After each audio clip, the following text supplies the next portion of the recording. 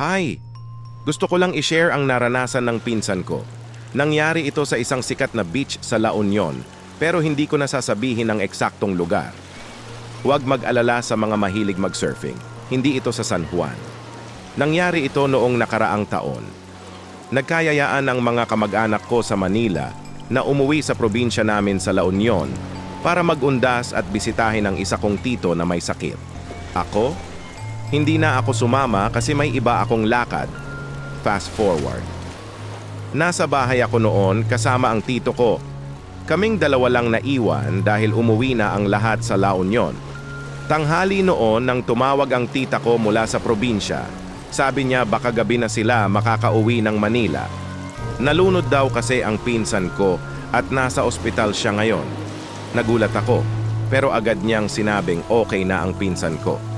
Hinihintay lang nila ang PhilHealth discount para ma-discharge siya. Sabi niya rin, huwag mo munang sasabihin sa tito mo, baka atakihin sa puso. Kaya sumang-ayon na lang ako kahit gusto ko nang sabihin agad ang balita.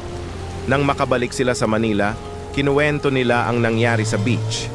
Noong una daw, hindi talaga nila balak maligo sa beach na iyon dahil kilala ito na taon-taon ay may naaaksidente, lalo na ang mga dayo. Pero sa huli, wala silang choice dahil puno na ang ibang lugar. Kaya naghanap sila ng spot na medyo konti lang ang tao. Fast forward. Nagkakasayahan na ang mga kamag-anak ko sa beach. Pagkatapos kumain, naligo na ang mga bata sa dagat. Ang pinsan ko, itago na lang natin sa pangalang Mike. Nasa 32 taon na ang edad. Noong una, wala siyang balak maligo, pero nakita niya ang mga pamangkin niya na kumakaway at nag-aayang lumangoy. Sa huli, sumama na rin siya. Nang malapit na si Kuya Mike sa mga pamangkin niya, bigla niyang naramdaman na may kakaiba. 4 na bata ang nasa spot at napansin niya na humihingi na pala sila ng tulong.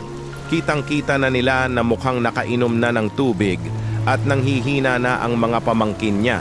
Nakakapagtaka dahil hanggang bewang lang dapat ang tubig, pero biglang tumaas ito hanggang lagpas sa kanya.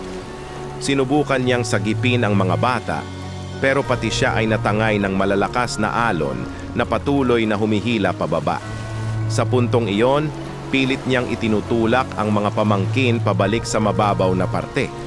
Nakita niya na ang dalawa sa kanila ay nakaabot na doon.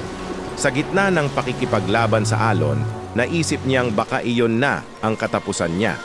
Nagdasal siya at nagsakripisyo gamit ang natitira niyang lakas para mailigtas ang natitirang 2 pamangkin. Sa kabutihang palad, nakalabas silang 3 ng ligtas at dumating ang tita ko para alalayan siya. Napansin nila na dumudugo na ang ilong ni Kuya Mike kaya dinala agad siya sa ospital. Sa ospital, nagising si Kuya Mike na tinatawag siyang bayani ng mga nurse.